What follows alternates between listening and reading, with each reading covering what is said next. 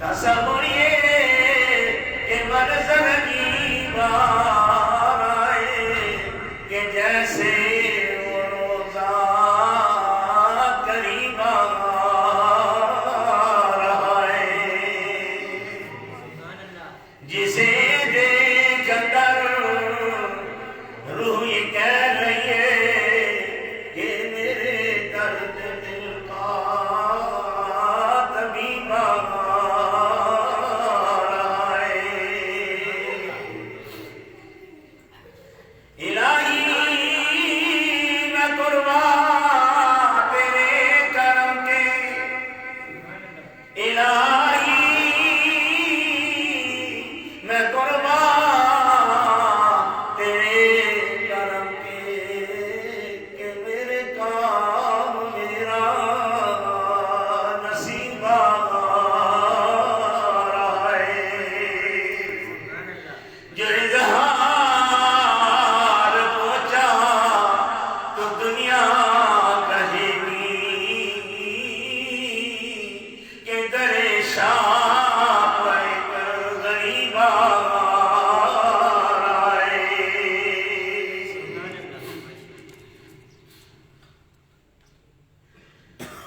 واقعی السلام وآتوا الزکاۃ، نماز قائم کرو، زکات رکوع کرنے والوں کے ساتھ۔ پاک ہے وہ ذات جس نے اپنے بندے کو سیر کرائی مسجد حرام سے مسجد اقصی تاکہ انہیں اپنی نشانیاں دکھائے، بے شک وہ سننے والا دیکھنے والا ہے۔ نبی پاک کا فرمان ہے کہ لوگوں، رجب کا مہینہ جو ہے وہ اللہ کا مہینہ ہے، شعبان کا مہینہ محمد کریم کا مہینہ ہے، اور رمضان المبارک کا مہینہ میری امت کا مہینہ ہے۔ ایک اور مقام پہ سرکار مدینہ نے فرمایا، لوگوں یاد رکھو نماز جو ہے وہ مومن کی معراج ہے۔ صدق اللہ العظیم و صدق رسولہ النبی الکریم۔ میرے واجب الاحترام بزرگوں، میں ابھی آپ کے سامنے قرآن پاک کی آیات تلاوت کی۔ سرور کائنات، فخر موجودات، ساقی کوثر، رہبر و رہنما، بدر الدجا، شمس الضحیٰ، احمد مصطفیٰ، محمد مصطفیٰ صلی اللہ علیہ وسلم کا پیغام پڑھ کر سنایا۔ رب العالمین سے دعا ہے کہ رب العالمین مجھے احسن طریقے سے بیان کرنے کی اور آپ کو سننے کی توفیق عطا فرمائے۔ انسان ہونے کی بنا پر غفور رحیم، اگر مجھ سے کوئی غلطی ہو جائے یا سامعین کے سننے میں کوئی خطا سرزد ہو جائے تو غفور رحیم ہماری غلطیوں کو معاف فرما۔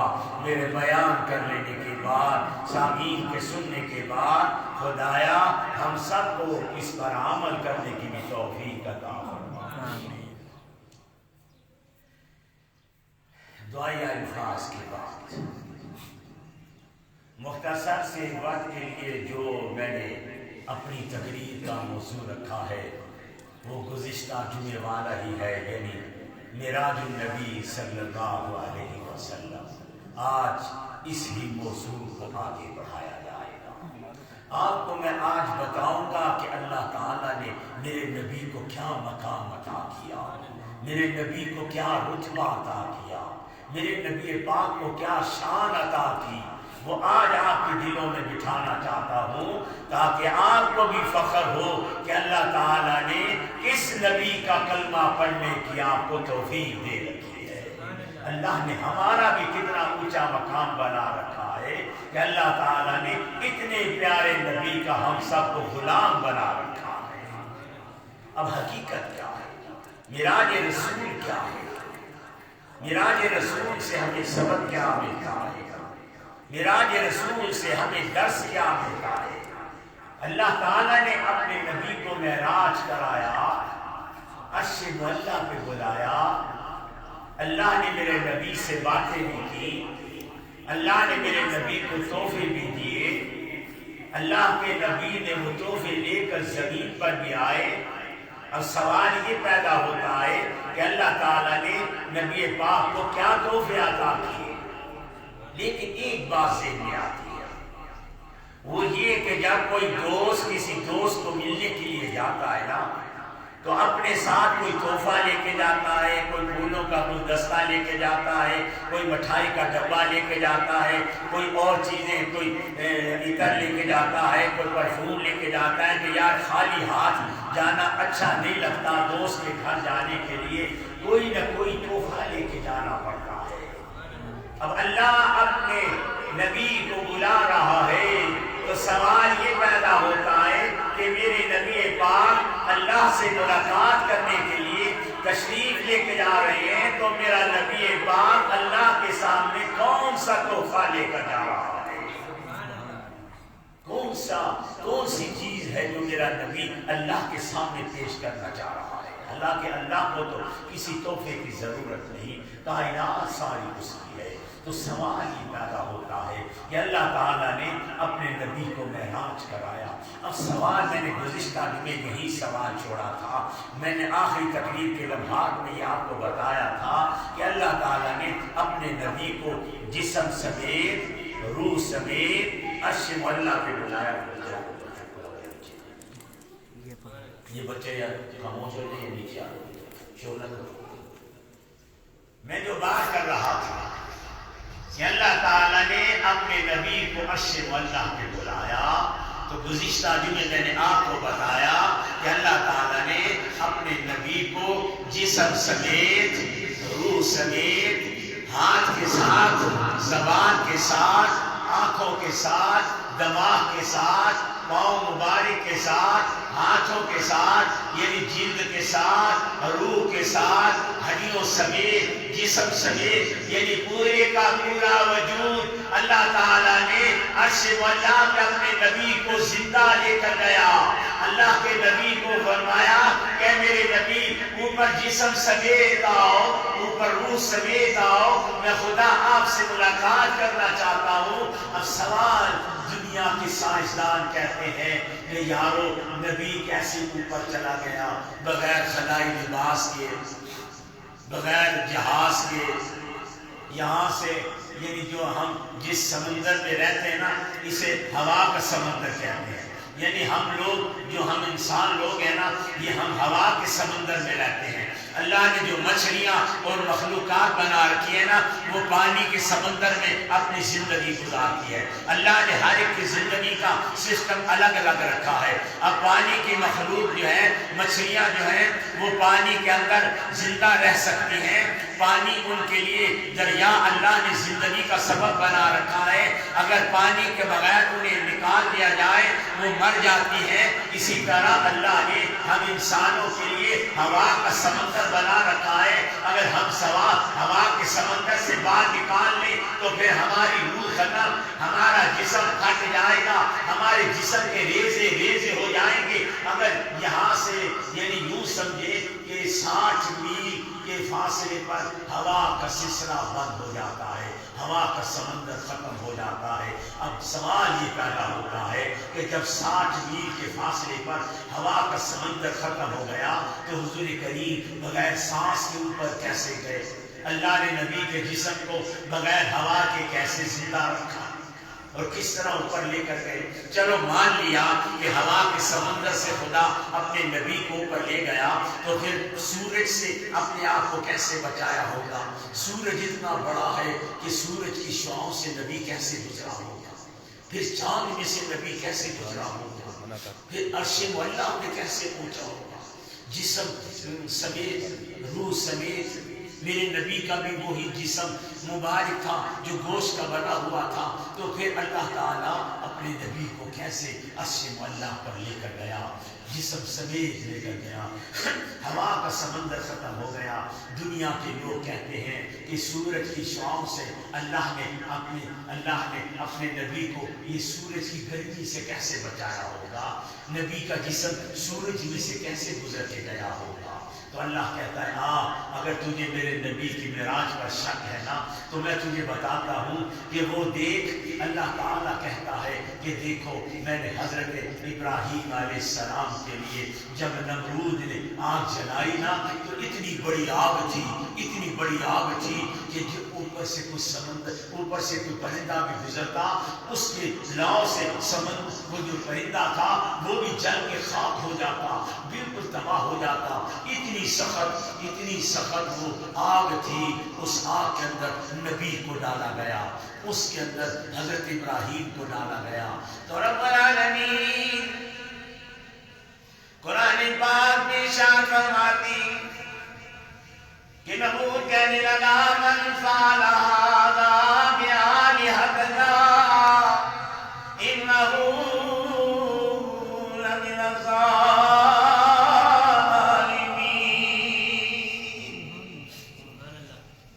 یہ ہمارے خداؤں کا کس نے بیڑا غرق کر دیا؟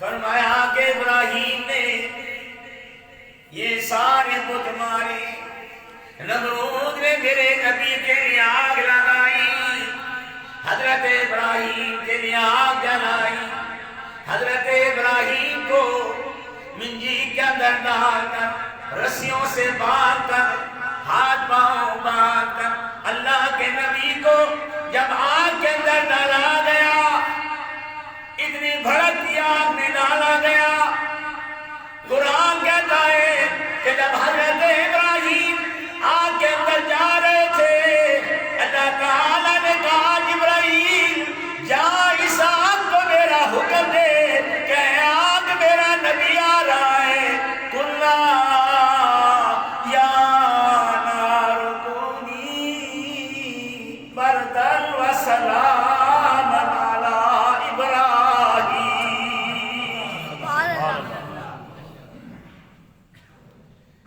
اے آگ میرے نبی کے لیے ٹھنڈی ہو جا،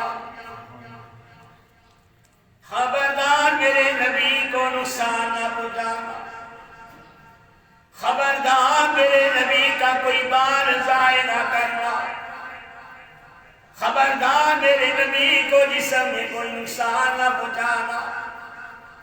محمد مسیح والو، اللہ کہہ رہا ہے لوگوں، میرے نبی کے معراج پر اعتراض کرنے والوں، کہتے ہو کہ اللہ نے نبی کو سورج سے کیسے گزارا ہوگا؟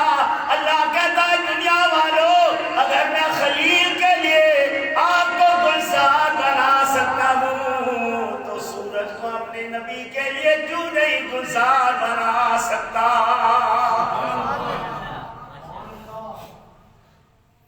یہ کوئی بات نہیں ہے۔ میرے نبی کو معراج پر کیوں بلایا گیا؟ ہر نبی کو معراج زمین پر ہوئی، میرے نبی کو معراج آسمان پر کیوں ہوئی؟ اللہ نے کیوں کہا ابراہیم جا میرے نبی کو پر لے کر آ؟ محمد مسیح والو، یہ قرآن کے اندر اللہ نے میرے نبی کا خوبصورت معجزہ قیامت تک انکار کر دیا ہے۔ تیری باتیں تبدیل ہو سکتی ہیں، خدا کی قسم قیامت تک یہ قرآن تبدیل نہیں ہو سکتا۔ تیری باتیں جھوٹی ہو سکتی ہیں لیکن خدا کی قسم میرا قرآن جھوٹ نہیں بولتا۔ اللہ نے میرے نبی کے معراج کا ذکر کرتے ہوئے کہا لوگوں، میں نے اپنے نبی کو سبحان الذی اسرا بعبدہ لیلا من المسجد الحرام الى المسجد الاقصی۔ کیوں؟ اب سوال یہ پوچھتے ہیں شاہ صاحب، اللہ نے اپنے نبی کو آسمان پر کیوں بلایا؟ کیا وجہ تھی؟ تو میں وجہ بتاتا ہوں۔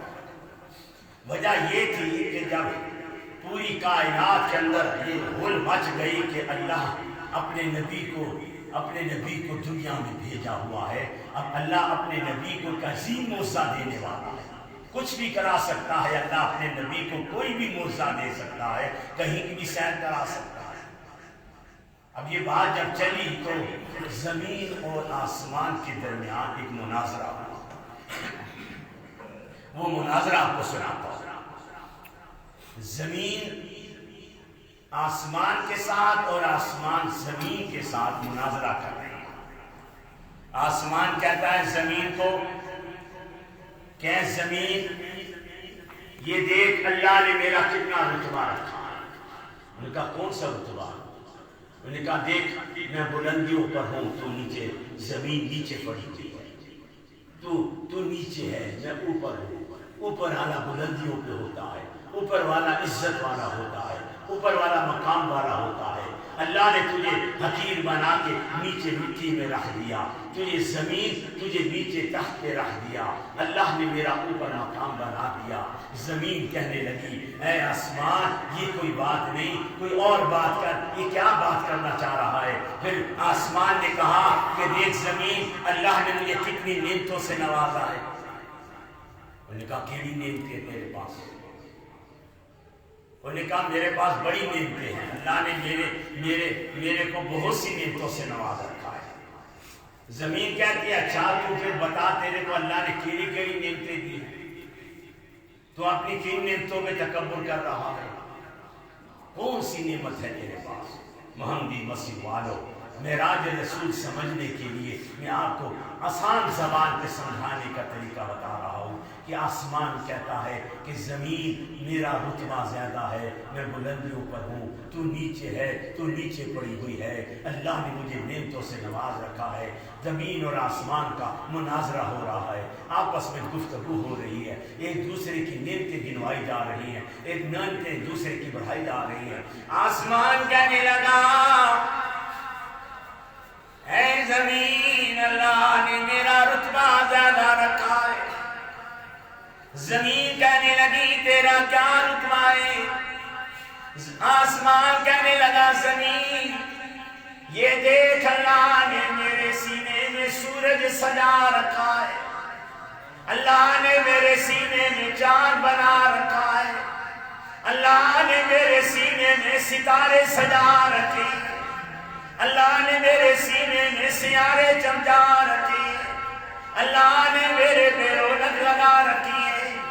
زمین کہنے لگی اے آسمان یہ ٹھیک ہے، اللہ نے تجھے سورج سے نوازا، چاند سے نوازا، تجھے تیرے سینے پہ ستارے بنائے، لیکن اے آسمان دیکھ اللہ نے میرے زمین پر پانی بنایا ہے، اللہ نے میرے نبی پہ میرے زمین کے سینے میں سمندر بنایا، پہاڑ بنائے، درخت بنائے، فصلیں بنائی، نعمتیں سجائی، اللہ نے میرے سینے کو بھی نعمتوں سے سجا رکھا ہے۔ آسمان کہنے لگا میرے پاس ایک ایسی چیز ہے جو تیرے پاس نہیں۔ کہاں کون سی؟ کہنے لگا میرے سینے میں اللہ نے معاشرے والا پہ ایک بیت المعمور بنا رکھا ہے، اس بیت المعمور پہ لاکھوں کروڑوں فرشتے طواف کرتے ہیں، اس کے گرد گھومتے ہیں، اس کے گرد چکر لگاتے ہیں۔ زمین کہنے لگی اے آسمان ٹھیک ہے، اللہ نے تیرے سینے پہ بیت المعمور بنایا ہے، تو اللہ نے میرے سینے میں بیت اللہ بنایا ہے، وہاں فرشتے طواف کرتے ہیں، اللہ نے جو کعبہ بنایا میرے نبی کے غلام طواف کرتے ہیں۔ ان اول بیت وضع للناس للذی ببکۃ مبارکا وہدی للعالمین۔ جو ایک بار طواف کر لیتا ہے، اے آسمان تو فرشتوں کی بات کر رہا ہے، جو تو بیت المعمور کی بات کر رہا ہے، اللہ نے میرے سینے میں جو کعبہ بنایا ہے، اللہ نے میرے نبی سے کہا ہے میرے نبی میں نے آپ کے غلام کو اتنا مقام دے رکھا ہے کہ جب وہ طواف کرنے آئے گا، جب اس کی پہلی نظر خانے کعبے پہ پڑے گی، ابھی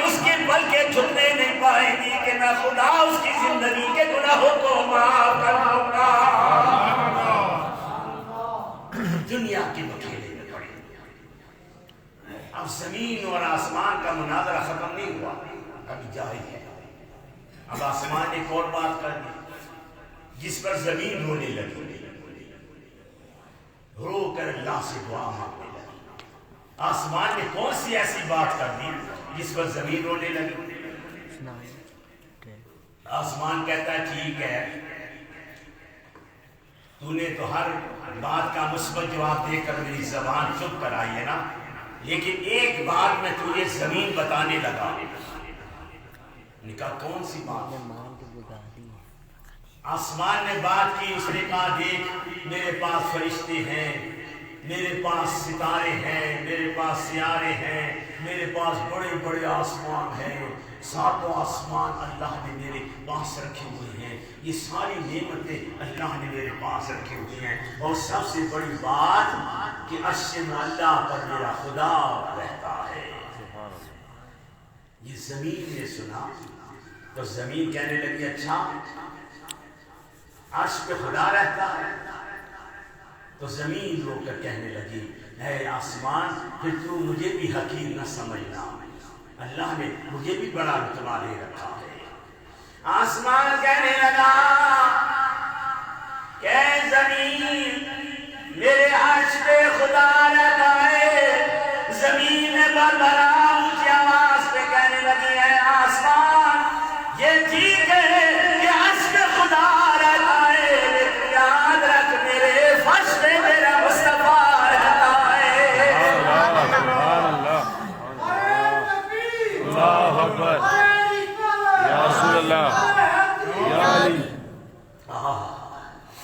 میرے پاس میرا مصطفیٰ رہتا ہے، اور ایسا مصطفیٰ ہے جسے خدا بھی کہتا ہے کہ اے لوگو یہ میرا نبی میرا محبوب ہے، یہ میرا محبوب میرا بہت پیارا ہے، میں ساری کائنات میں سب سے زیادہ اپنے اس نبی سے پیار کرتا ہوں۔ اور فرمایا کہ زمین کہنے لگی آسمان ٹھیک ہے سب کچھ تیرے پاس ہے، لیکن مصطفیٰ تو میرے پاس ہے، میرا نبی تو میرے پاس ہے۔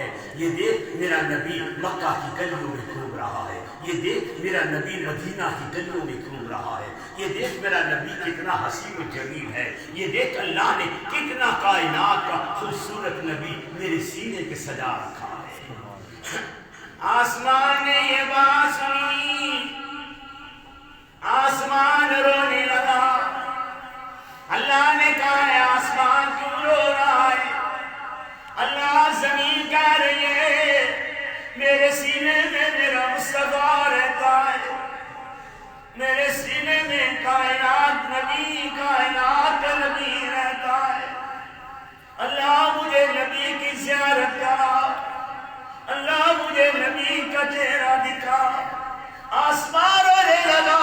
اللہ نے کہا جبرائیل آج میں نے آسمان کی دعا کو قبول کر لیا ہے، جا میرا نبی سو رہا ہے، میرے نبی کو لے کر آ۔ سبحان الذی اسریٰ بعبدہ لیلا من المسجد الحرام الى المسجد الاقصی۔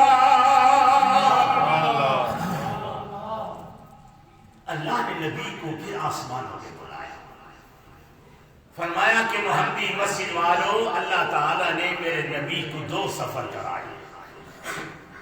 ایک سفر جو تھا وہ ہجرت کی رات تھا، ایک سفر تھا معراج کی رات۔ ہجرت کی رات کا سفر الگ، معراج کی رات کا سفر الگ۔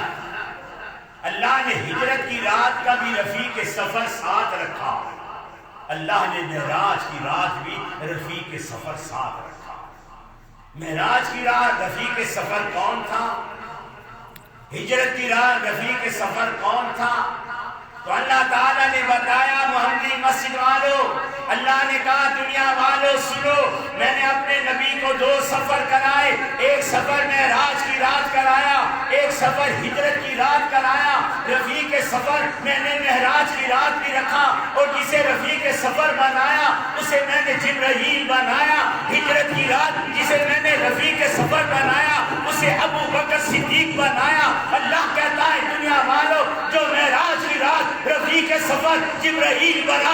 اللہ کہتا ہے میں نے جبرائیل کو سارے فرشتوں کا سردار بنا دیا اور ہجرت کی رات جو رفیق سفر بنا اس ابو بکر کو میں نے سارے صحابہ کا سردار بنا دیا. ہجرت کی رات معراج کی رات فرق ہے تھوڑا سا. معراج کی رات رفیق سفر نے سفر کے لیے حضرت جبرائیل نے میرے نبی کو براق پیش کیا اور ہجرت کی رات سفر کے دوران حضرت ابو بکر صدیق نے سواری کے لیے اپنا کندھا پیش کیا. رفیق سفر معراج کی رات نے کہا اللہ کے رسول میرے ساتھ چلیے. حضور کریم ادھر سے چلے براق پہ سوار ہو کر چلے اور ادھر سے ہجرت کی رات ابو بکر صدیق کے کندھے پہ سوار ہو کر چلے.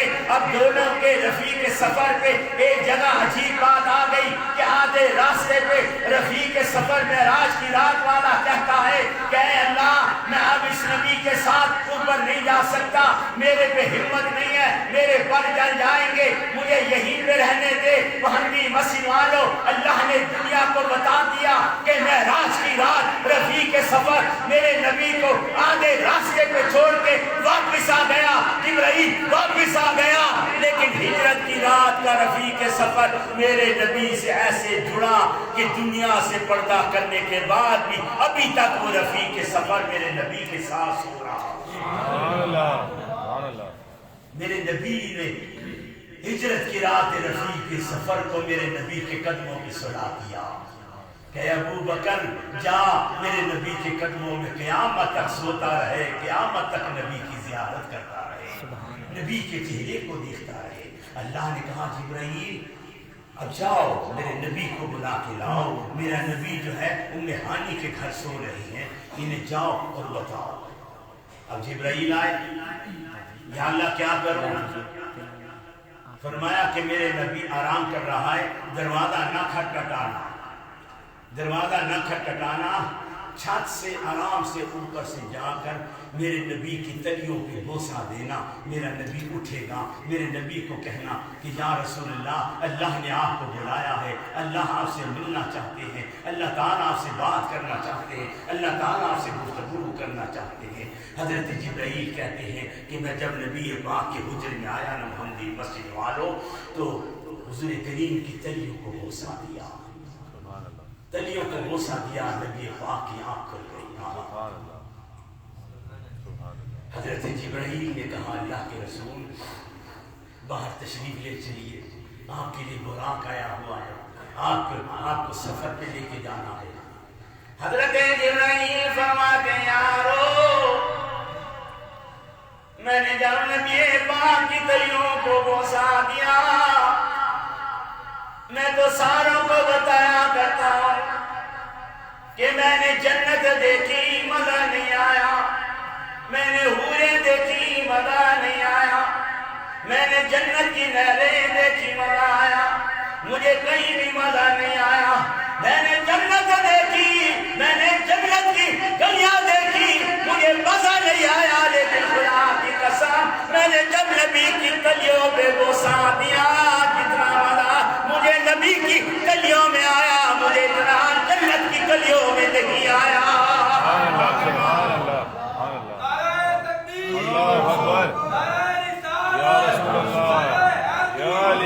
وہ کون سا برا؟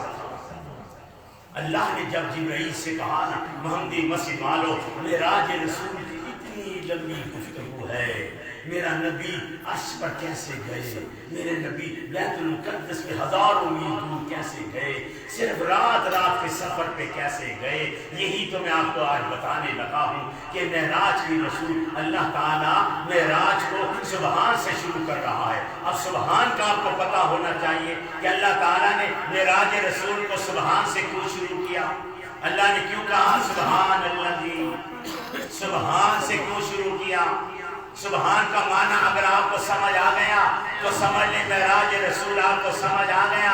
تو پھر بتائیں شاہ صاحب سبحان کا مطلب کیا ہے؟ سبحان کے معنی جو آپ پڑھتے ہو نا لکھا ہوتا ہے پاک ہے وہ ذات, یہ یعنی لفظی ترجمہ یہ بنتا ہے لیکن علماء کرام نے لکھا ہے کہ سبحان کا مطلب کیا ہے. سبحان کا اصل مطلب آپ کو بتانے لگا ہوں. سبحان کا مطلب یہ کہ جہاں پر فرشتوں کی طاقت ختم ہو جائے, جہاں جنات کی طاقت ختم ہو جائے, جہاں انبیاء کی طاقت ختم ہو جائے, جہاں عرش اللہ کی مخلوق کی طاقت ختم ہو جائے, جہاں زمینوں کے بڑے بڑے لوگوں کی طاقت ختم ہو جائے, جہاں بڑے بڑے ولیوں کی طاقت ختم ہو جائے, جہاں بڑے بڑے لوگوں کی طاقت ختم ہو جائے, جہاں پوری کائنات کی طاقت ختم ہو جائے, وہاں سے جس کی طاقت شروع ہوتی ہے اسے سبحان کہا جاتا ہے. اب جب یہ پتہ چل گیا کہ کائنات کی طاقت جہاں ختم ہو جائے وہاں سے جس کی طاقت شروع ہو جائے تو پھر سبحان اسے کہا جاتا ہے.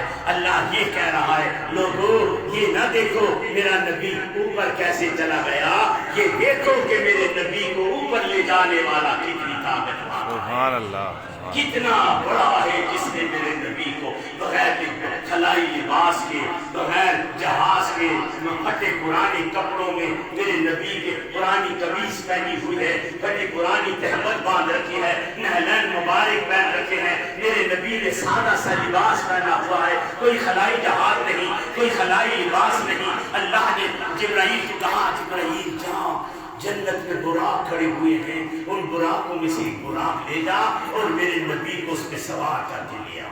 محمدی مسیح والو وقت ہو رہا ہے, میں ایک براق کی بات سنا کر زندگی ہوئی, پھر میں آپ کو معراج رسول کی باتیں سناؤں گا کہ اللہ نے میرے نبی کو کیسی جنت دکھائی, کیسی دوزخ دکھائی, دوستوں کے ساتھ کیا ہوتا ہے وہ کیا طریقہ بتایا, جنت میں جانے کا طریقہ بتایا, جنت کیسی ہوگی یہ سارا میرے نبی پاک دیکھ کر آئے ہیں. کوئی بھی جنت نہیں دیکھ کر آیا, کوئی بھی دوزخ نہیں دیکھ کر آیا. جو مر گیا وہ مر گیا, وہ قبر سے باہر آ کر وہ نہیں بتاتا کہ میرے کو اللہ نے کیسی جنت دی ہے, میرے کو کیسی دوزخ دی ہے.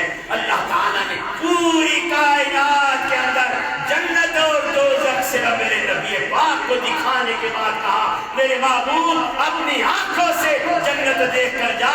ارے آنکھوں سے سب کچھ دیکھنے کے بعد جا کر اپنے غلاموں کو بتاؤ غلاموں میں وہ محمد ہوں جو اپنی نگاہوں سے جنت دیکھ کر آیا تھا. بس وقت ہو رہا ہے, جبرائیل گیا. بس چھوٹی سی بات سناتا ہوں, پھر اگلے جمعے انشاءاللہ معراج رسول کی باتیں سناؤں گا. زندگی ہوئی تو فرمایا کہ حضرت جبرائیل گئے, دیکھا بڑے بڑے براق ہیں, اتنے ہائی لیول کے, اتنے بڑے بڑے, اتنی طاقت ہے. ایک براق کے پاس گئے, اسے پوچھا تیری کتنی طاقت ہے؟ تو نے کہا جبرائیل میں اتنا طاقتور ہوں کہ جہاں میرا پہلا قدم پڑتا ہے, میری پہلی نظر پڑتی ہے, وہی میرا پہلا قدم پڑتا ہے. حضرت جبرائیل بھاگتے جا رہے ہیں, اللہ کون سا براق لوں؟ اللہ نے کہا چلو چلو چلو آگے چلتے جاؤ چلتے جاؤ. ہزاروں کروڑوں خربوں براق دیکھتا گیا جبرائیل, کوئی براق بھی اللہ نے حکم نہیں دیا اس براق کو لے جا. آخر میں جبرائیل کہنے لگے اللہ کدھر ہے وہ براق جس پہ نبی کو سوار کرنا ہے؟ اللہ تعالیٰ نے کہا جبرائیل یہ کھڑا ہے براق. بس سنیے محمدی مسجد والوں وقت ہو گیا. حضرت جبرائیل نے براق دیکھا, وہ بڑے کمزور سا تھا, بڑا لال سا تھا, آنکھیں اس کی چھوٹی چھوٹی ہو گئی تھی, دبلا پتلا تھا. حضرت جبرائیل نے کہا یا اللہ یہ کیا ہو گیا, اتنا کمزور براق, اتنا پتلا سا براق, چھوٹی چھوٹی آنکھیں ہو گئی اس کی, اس کے جسم کو کیا ہو گیا ہے؟ اس کے جسم پہ تو گوشت بھی کوئی نہیں, اس کو کیا یہ سوال کرے گا میرے نبی کو اپنا؟ سنو محمدی مسجد والوں, جو میں بات آپ کو سنانے لگا ہوں آپ کا ایمان تازہ ہو جائے گا. رب العالمین فرما رہے ہیں جبرائیل یہ براق میرے نبی کی سواری کی لیے لے جا. یا اللہ یہ تو کمزور ہے, یہ تو بڑا تھوڑا پتلا ہے, اس کی آنکھیں بھی چھوٹی چھوٹی ہو گئی, یہ تو وہ کمزور نظر آ رہا ہے. جبرائیل براق کو لے جاؤ. جب سے اس نے سنا ہے کہ اللہ اپنے نبی کو معراج کرائے گا, جنت سے براق لے کر جائے گا, اسی دن سے یہ میرے نبی کی محبت پہ رو رہا ہے.